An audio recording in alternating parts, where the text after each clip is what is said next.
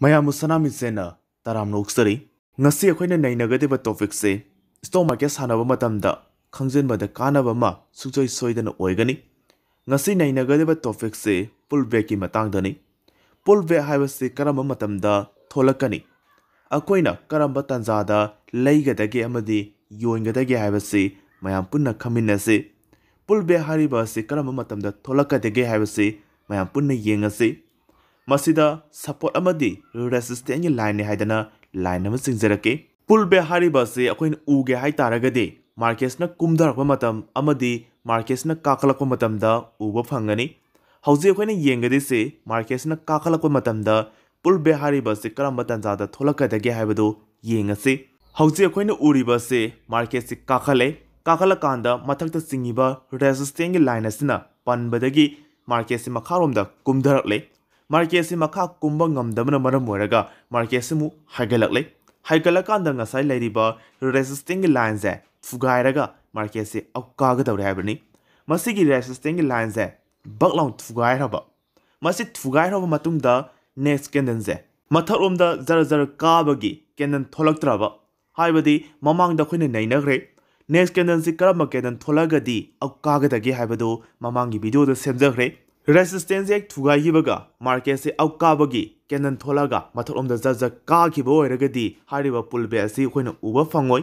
aukabagi kenan sing adu uba phangdraba masida khoina yengakati se ani thokna yengakani ahanba number 1 da masida resistance thugai riba se stop loss han dawla ibra habasima akhoina ahanba di yengani ani subada akhoina yengadi se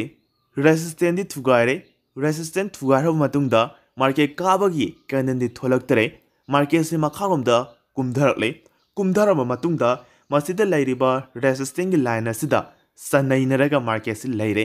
masida khoina yengadi se hariba resisting line asi kaiba ngamgadira natragana ngamoidira hariba resisting line asina support lauraga market se matharomda haigatpa ngamgadira natragana ngamoidira haibase akhoina karina talakani haba matamda candle sing asina talakani Candle sing asi yengaba matungda market se pullback lakpani masidi market se mukarani haidina akoina leiba yabagi timing asi sida oigadaini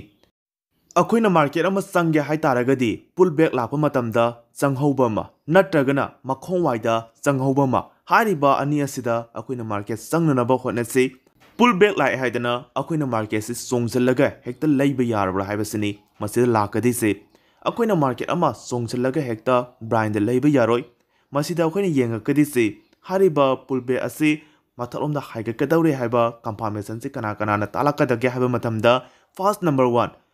masida line ama tak singlo hariba line ase support ki line oibra resisting ki line oibra haiba sima akoina yengani masi yengba matamda confirmation ama phangabani ani subada masida tholeiba candle sing ase karamba candle tholagadi market kagadage haibase mamang gi video da candle gi video da kayama semkhre hariba candle adu sida tholakpra haibasima akoini yengani confirmation ani fangle sumaina mayek sengna khangaga chatpa taragadi akoini stock market sanaba matamda nungaina sanarani hariba si candle tarakanda sumbra natagana hariba si tholakpa matamda market si akabra natagana down chatpra haibadu mayam punna ming taminase Hauze akoina uriba se Nifty 50 ge candle chart ni aduga lairiba time frame asina 3 minute ki time frame ni masida support amadi resistance ki line yakjarake makhai thang bada ye iba line asina support ki line ni aduga mathai thang ni ye iba line asina resistance ki line ni masida haining iba se market se kakalakpa matamda amadi kumdarakpa matamda palle habani hauze lairiba market ki phibam je engu market se makharomda kumdarakle kumdharama matungda matholomda kakhalama matungda kumdharamaga matholomda kakhakhibani ngasai hairise market ama sangya hai taragadi makhong waida sanghauba ma natragana pullback lakpa matamda sanghauba ma haibani sangya hai taragadi sida sanghauba ma or sigi pullback asida sanghauba ma hauji pullback lakpa sida nainarase ngasai khoina pullback lakpa matamda makhal ani ugani haibani ahanbada stop loss han tawba ma ani subada pullback lakpa ma haibani resistance line se thugaira matungda next candle se makharomda kumdharama matungda candle ama ani ahum candle mari phokti hariba jaga asida nairaga leire masina takpadi masida leiriba resistance line ase support ki line ole aduki matik mapangen kalle habasima akoina lawgudini masina maram oiraga market si mathalomda singkhalakle market sangya hai taragadi resistance gi makhada stop loss thangani aduga market si mathalomda kagani haidana buy tawgani masida market sangba matamda confirmation kya phangya habado mayam punni yengse ahanba confirmation da ngasai mamangda kaiba ngamkhidaba first second anirak attempt tawrakhama bafam ama thugai rabani masi thugai kibna maram oiraga hairiba line ase support ki line oirani first confirmation second confirmation candlestick sumaina akoina mayek sengna khangaga jase hauji akoina nainakriba duda pullback lakpa matamda market si mathamda kai haibase mayam punna yanaminare hauji atopada amuk nainase masida market si mathamda kabra natagra kadabra haibado amuk yeminase masida resistance line ama singjare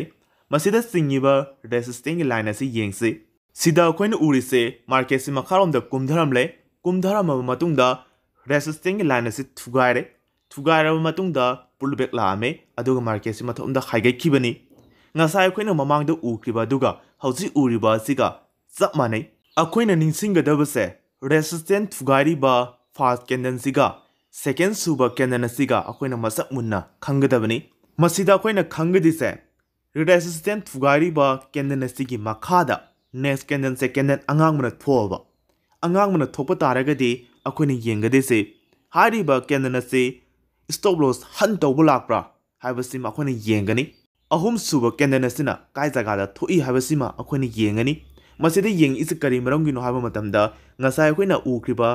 resistance line aduda